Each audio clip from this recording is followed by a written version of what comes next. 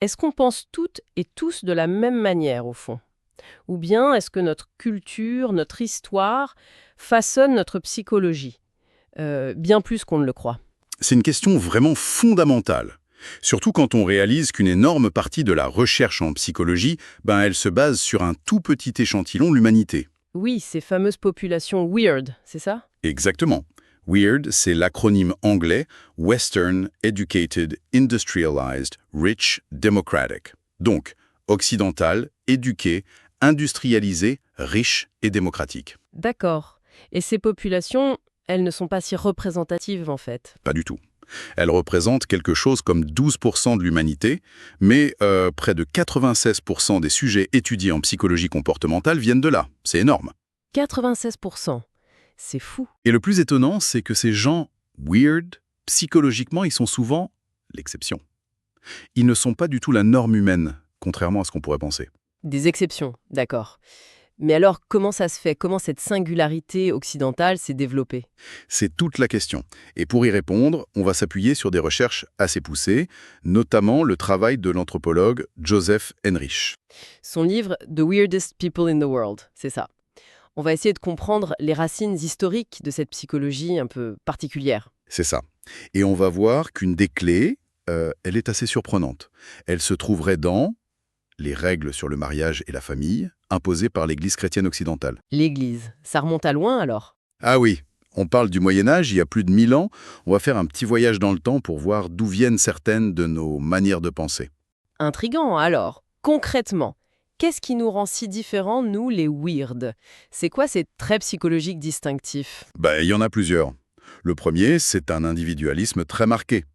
C'est-à-dire? On se définit par nous-mêmes, pas par le groupe. Voilà, on a tendance à se voir d'abord à travers nos attributs personnels, nos compétences, nos réussites, plutôt que par nos relations, notre place dans la famille ou le clan. D'accord. Et ça se mesure, ça. Oui, oui, très bien même. Prenez une expérience classique, le test de conformité d'H. Vous savez, celui où l'on demande aux gens de juger la longueur de ligne, après avoir entendu des complices donner exprès une mauvaise réponse. Ah oui, pour voir s'ils suivent le groupe, même quand il a tort. Exactement. Eh bien, les participants weird se conforment beaucoup, beaucoup moins que toutes les autres populations testées. Ah oui, à quel point? Parfois, c'est spectaculaire. Jusqu'à 3 fois moins que, par exemple, au Zimbabwe. Il y a une bien plus grande tendance à suivre son propre jugement contre l'avis du groupe. 3 fois moins, c'est énorme. D'accord, pour l'individualisme et le non-conformisme, quoi d'autre? Deuxième point clé, une forte prosocialité impersonnelle. Prosocialité impersonnelle, c'est-à-dire qu'on est sympa avec les inconnus.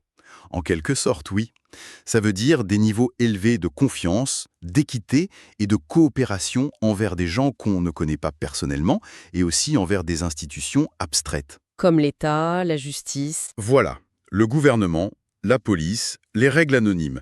Ça contraste fortement avec beaucoup d'autres sociétés où la confiance, la loyauté, la coopération, elles sont très concentrées sur le groupe d'appartenance. La famille élargie, le clan, les amis proches. On fait plus confiance à une règle abstraite qu'à son cousin, en gros. C'est un peu l'idée. Pensez au dilemme du passager.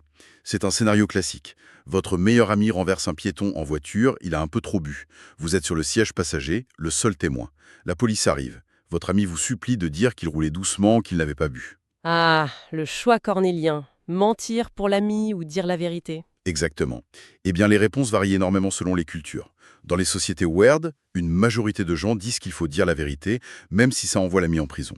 Ailleurs, la loyauté envers l'ami passe souvent avant la règle abstraite de la loi. Oui, c'est une différence de priorité fondamentale.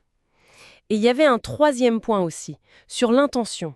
Oui, troisième trait très marqué, une focalisation extrême sur les intentions pour juger la moralité d'une action. Si quelqu'un nous fait du tort, on se demande surtout s'il l'a fait exprès. C'est ça. L'état mental, l'intention derrière l'acte, c'est crucial dans notre jugement moral. Est-ce que le mal était intentionnel ou accidentel? Ça change tout pour nous. Alors que dans d'autres cultures, L'accent est mis beaucoup plus sur les conséquences concrètes de l'acte, sur le tort objectif qui a été causé. Par exemple, à Yasawa, aux Fidji, des études anthropologiques montrent que l'intentionnalité joue un rôle quasi nul dans le jugement moral. sérieusement, Que ce soit un vol accidentel ou volontaire, c'est pareil. C'est le fait d'avoir pris le bien d'autrui, le résultat, qui compte avant tout, pas tellement l'état d'esprit de la personne au moment de l'acte. D'accord, ça c'est une différence de perspective énorme sur la responsabilité. Donc, si je résume, individualisme, confiance et coopération avec les inconnus, focalisation sur l'intention et moindre conformisme. C'est ça le portrait robot psychologique Weird. C'est une bonne synthèse, oui. Et ce sont des différences profondes, pas juste des petites variations. Alors, revenons à notre question. Comment on en est arrivé là? C'est là que l'Église et ses règles sur la famille entrent en jeu. C'est l'hypothèse centrale de Heinrich, oui. Il met en avant l'impact absolument énorme et sur le très long terme de ce qu'il appelle le programme mariage et famille de l'Église chrétienne occidentale. Programme mariage et famille, et ça date pas d'hier, donc. Ah non, on parle d'un processus qui a démarré tout doucement, dès le Haut Moyen-Âge, et qui s'est intensifié au fil des siècles. Un programme. Qu'est-ce qui contenait ce programme? C'était quoi ces règles? Alors, c'était un ensemble de mesures qui, prises ensemble, ont progressivement démantelé les structures de parenté très fortes, très denses. Les clans, les lignages qui existaient en Europe avant, comme d'ailleurs dans la plupart des sociétés humaines. Démantelé? Carrément? Comment? D'abord, par des interdictions de mariage incroyablement étendues. Bien sûr, l'inceste proche était interdit partout, mais l'Église est allée beaucoup, beaucoup plus loin. Elle a interdit le mariage entre cousins. Ah oui. Jusqu'à quel degré de parenté? Alors ça a varié, mais à une certaine époque, au sommet de la règle, c'était interdit jusqu'au 6e degré de cousinage. 6e degré. Mais c'est énorme. Ça veut dire qu'on ne pouvait épouser quasiment personne dans sa région avec qui on avait un ancêtre commun, même très lointain. C'est un peu ça l'idée. C'était extrêmement contraignant. Et ça interdisait aussi les mariages avec les parents par alliance, la famille du conjoint décédé, et même avec les parrains et marraines, les parents spirituels. Incroyable! Ça devait rendre le choix du conjoint hyper compliqué. Exactement. Et surtout, ça cassait complètement les stratégies d'alliance familiale traditionnelles, qui reposaient souvent sur le mariage entre cousins pour consolider les lignages, garder les biens dans la famille. Stratégique était la norme porte ou ailleurs, j'imagine. Tout à fait. La plupart des sociétés encourageaient ce type de mariage. L'Église occidentale, elle, l'a combattu systématiquement. Elle a aussi interdit la polygynie, le fait pour un homme d'avoir plusieurs épouses. D'accord. Et d'autres pratiques funéraires. Oui, elle s'est attaquée au lévirat, quand une veuve épouse le frère de son mari décédé, et au sorora, quand un veuve épouse la sœur de sa femme décédée. Ces pratiques servaient aussi à maintenir les alliances et les biens au sein des lignages étendus. On dirait vraiment une offensive ciblée contre la logique du clan, de la famille élargie. C'est tout à fait l'interprétation. L'adoption aussi, qui permettait de continuer un lignage sans héritier direct, était plutôt découragée par l'Église. Et elle promouvait quoi à la place? Elle a encouragé la résidence néolocale, c'est-à-dire que le nouveau couple devait idéalement s'installer dans son propre foyer, séparément, plutôt que d'aller vivre chez la famille du mari ou de la femme, comme c'était courant. Ça aussi, ça affaiblit l'emprise du groupe familial élargi sur le jeune couple. Logique. Moins de contrôle social direct du groupe. Et il avait aussi une histoire d'héritage, non? Oui, point absolument crucial. L'Église a fortement promu la propriété individuelle des terres et des biens et, surtout, la possibilité de transmettre cet héritage par testament personnel. Au lieu des règles coutumières de transmission au sein du lignage. Exactement. Ça permettait de contourner le clan et de décider soi-même à qui léguer ses biens, ce qui affaiblissait la base économique des lignages et, accessoirement, permettait aussi aux fidèles de faire des legs à l'Église. Ah, malin. Et ce recentrage sur le couple nucléaire, sur l'individu propriétaire, ça a même laissé des traces dans la langue. Pensez à la notion de beaux-parents, in-laws en anglais. C'est une catégorie bien distincte des parents de sang. Cette distinction forte reflète ces nouvelles règles maritales, alors que d'autres langues, comme le yiddish par exemple, qui vient de contextes moins touchés par ce programme précis, ont gardé des termes plus anciens qui ne marquent pas cette séparation aussi nettement. C'est là que ça devient vraiment fascinant. Donc, ce programme appliqué sur des siècles et des siècles aurait méthodiquement déconstruit les institutions basées sur la parenté forte, clan, lignage, qui était la norme sociale presque partout ailleurs. C'est exactement l'argument central de Heinrich. En brisant ces réseaux de parenté denses, interconnectés, l'Église aurait, peut-être sans le vouloir directement comme objectif premier, jeté les bases d'une psychologie complètement nouvelle. D'accord, l'Église a changé les règles du jeu familial, mais le lien avec notre psychologie aujourd'hui. Comment on passe de règles de mariage médiévales à notre individualisme ou notre confiance envers les inconnus? Ça semble quand même un sacré saut. C'est là qu'intervient l'effet domino psychologique, la cascade de conséquences. Et le mécanisme proposé est vraiment intéressant. Premièrement, si on affaiblit les liens de parenté étendus, Oui. ça pousse à l'individualisme. Si on ne peut plus compter aussi automatiquement sur le filet de sécurité, l'identité collective, les obligations réciproques du clan, on est obligé de se recentrer sur soi-même, sur ses propres compétences, ses attributs personnels, ses réussites. Le moi devient plus autonome, défini indépendamment des relations. Logique. Si le groupe élargi compte moins, l'individu doit se débrouiller davantage par lui-même. Ça tient la route. Deuxièmement, cette dissolution des liens de parenté intenses a aussi entraîné ou du moins facilité une plus grande mobilité, géographique, mais aussi sociale. Les gens devaient de plus en plus interagir, commercer, s'associer avec des personnes qui n'étaient pas de leur famille, des inconnus. Et pour que ça marche, il faut pouvoir faire confiance à ces inconnus. Précisément, il a fallu développer de nouvelles normes sociales pour réguler ces interactions entre non-parents, des normes de confiance impersonnelle, d'équité envers les étrangers, de coopération au-delà du cercle familial immédiat. La réputation individuelle devient plus importante que l'appartenance à tel ou tel lignage. La confiance change d'échelle, en quelque sorte. Elle passe du niveau du clan au niveau de la société plus large, ou du marché. Exactement. Et ça mène au troisième point. Dans ce monde qui devient plus anonyme, plus fluide, où les relations sont moins déterminées par la naissance et davantage choisies ou basées sur des contrats, la façon d'évaluer les autres change aussi. Comment ça? On se met à accorder beaucoup plus d'importance aux qualités internes, stables, de la personne. Sa personnalité, sa fiabilité et surtout ses intentions. Ah, on y revient. Oui. Savoir si quelqu'un est fondamentalement honnête, fiable, bien intentionné, ça devient crucial pour décider si on va coopérer avec lui, commercer et s'associer. C'est beaucoup plus pertinent que de savoir simplement s'il est notre cousin au 3e degré. L'intention permet de prédire le comportement futur d'un individu qu'on connaît moins bien.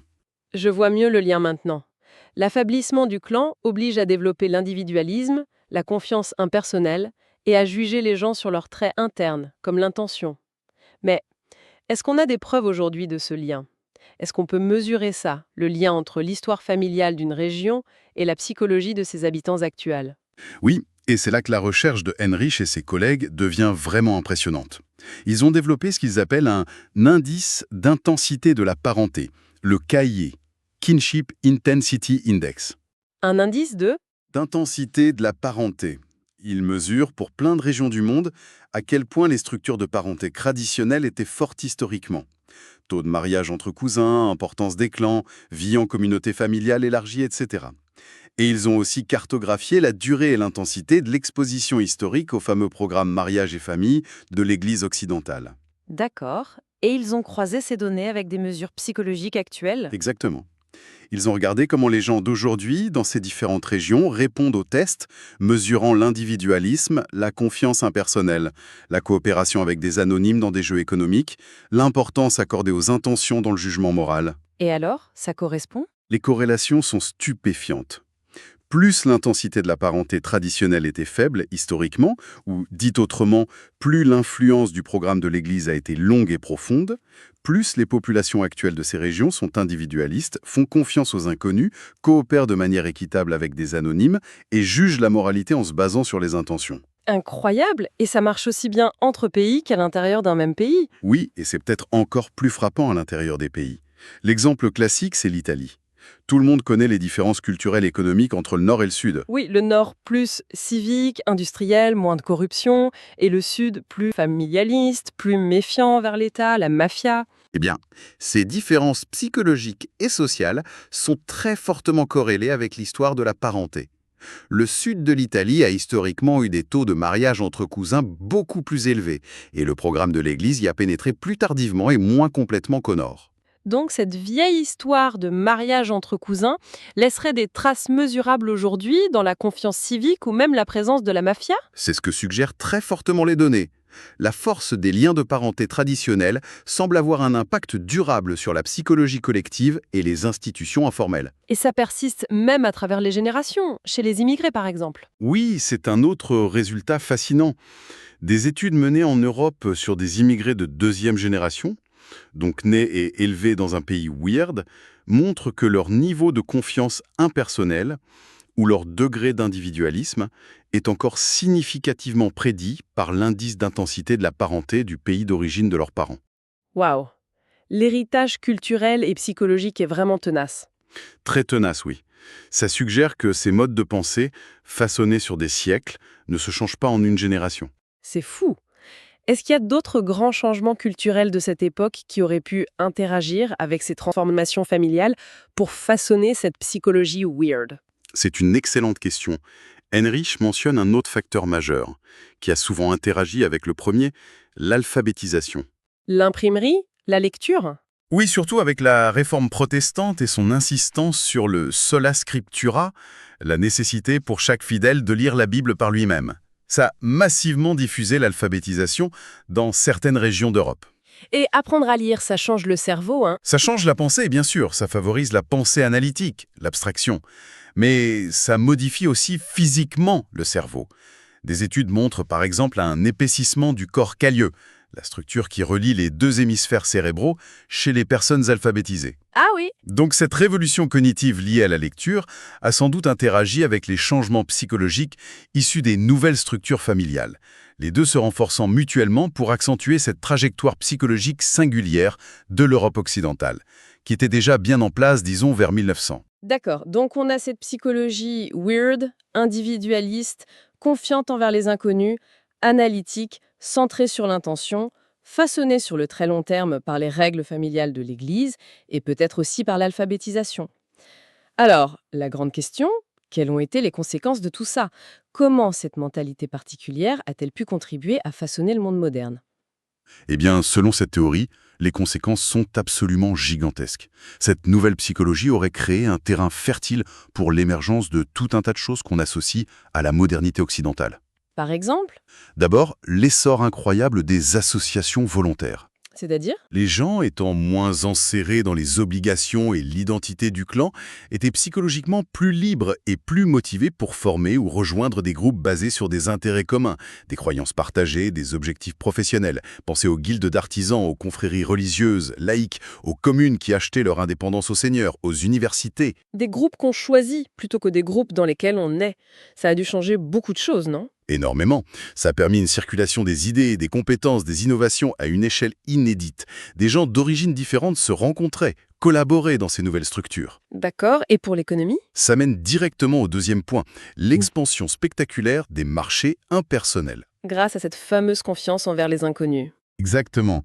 Si vous pouvez faire confiance à quelqu'un que vous ne connaissez pas personnellement, juste parce qu'il appartient à la même guilde ou parce qu'il y a des lois et des tribunaux fiables, alors le commerce peut dépasser très largement les réseaux familiaux ou ethniques.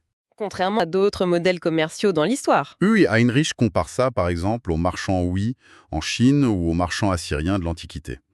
Leur commerce était très florissant, mais reposait essentiellement sur la confiance à l'intérieur de réseaux de parenté très soudés. Les marchands européens, eux, ont pu développer grâce à cette psychologie plus impersonnelle, des réseaux commerciaux beaucoup plus vastes et ouverts. Intéressant. Et l'innovation? On dit souvent que l'Occident a connu une accélération de l'innovation scientifique et technique. Y a-t-il un lien là aussi? L'hypothèse est forte, oui. Plusieurs aspects de la psychologie weird y contribueraient. L'individualisme peut pousser à vouloir se distinguer, à sortir du lot, donc à innover. La pensée analytique aide à décomposer les problèmes pour les résoudre. Et la confiance, la coopération? La confiance impersonnelle et les normes d'équité facilitent la collaboration entre experts de différents domaines ou de différentes régions. La mobilité des personnes et des idées, cette tendance à former des associations volontaires, tout ça crée un terreau fertile pour ce que Heinrich appelle l'expansion du cerveau collectif. Le cerveau collectif. Oui. L'idée que l'innovation naît de la mise en réseau d'un grand nombre d'esprits qui peuvent partager, recombiner, améliorer les idées. La psychologie weird, en favorisant la mobilité, la confiance hors famille et la compétition entre entités, villes, guildes, universités, puis entreprises, aurait permis à ce cerveau collectif européen de devenir beaucoup plus grand, plus diversifié et plus interconnecté qu'ailleurs. Il y a un exemple frappant avec la transmission des savoir-faire artisanaux, je crois. Tout à fait. En Europe médiévale et moderne, l'apprentissage d'un métier s'est progressivement ouvert aux non-parents. Les compagnons, les journeyman, voyageaient souvent de ville en ville, travaillant chez différents maîtres, apprenant et diffusant ainsi les nouvelles techniques. Alors qu'ailleurs, En Chine ou en Inde, par exemple, les secrets de fabrication restaient beaucoup plus souvent confinés au sein des lignages familiaux, transmis de père en fils. Cette ouverture européenne, liée à la moindre importance des liens de sang, a permis une diffusion, une amélioration, et donc une innovation, beaucoup plus rapide dans les techniques artisanales puis industrielles. c'est logique. Et tout ça aurait même influencé la forme de nos institutions politiques et juridiques? C'est aussi l'idée, oui. En droit, on voit bien l'émergence progressive, en Europe occidentale, de la notion de droit individuel d'abord dans les chartes des villes libres, puis dans le droit canonique, puis dans les déclarations des droits. Et le focus sur l'intentionnalité dont on parlait. Il devient central en droit pénal. La culpabilité est individuelle, pas collective ou clanique comme dans beaucoup d'autres systèmes juridiques. Il faut prouver l'intention coupable de l'individu. Et pour la science? La science moderne, avec sa recherche de lois universelles, impersonnelles, sa méthode basée sur l'analyse, la décomposition des problèmes et même son éthique de partage des résultats. Tout ça résonne assez bien avec cette psychologie weird.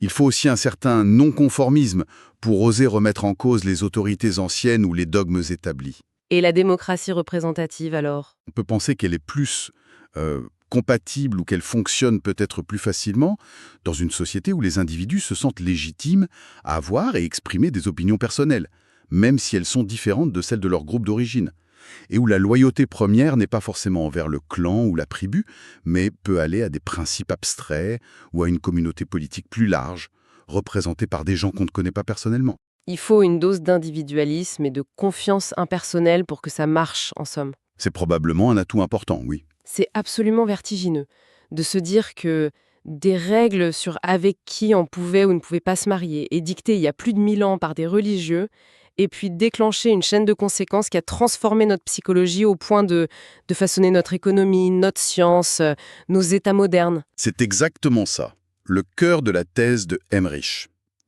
Des changements qui semblaient au départ limités à la sphère familiale, motivés par des doctrines religieuses particulières, ont enclenché une transformation psychologique lente, profonde, mais radicale, dans une partie de l'humanité. Et cette transformation, plus d'individualisme, de confiance impersonnelle, de pensée analytique, de focus sur l'intention, ce n'est pas juste une curiosité historique. Ça semble avoir été un ingrédient essentiel dans l'émergence de ce monde moderne un peu particulier qu'on appelle weird. Tout à fait.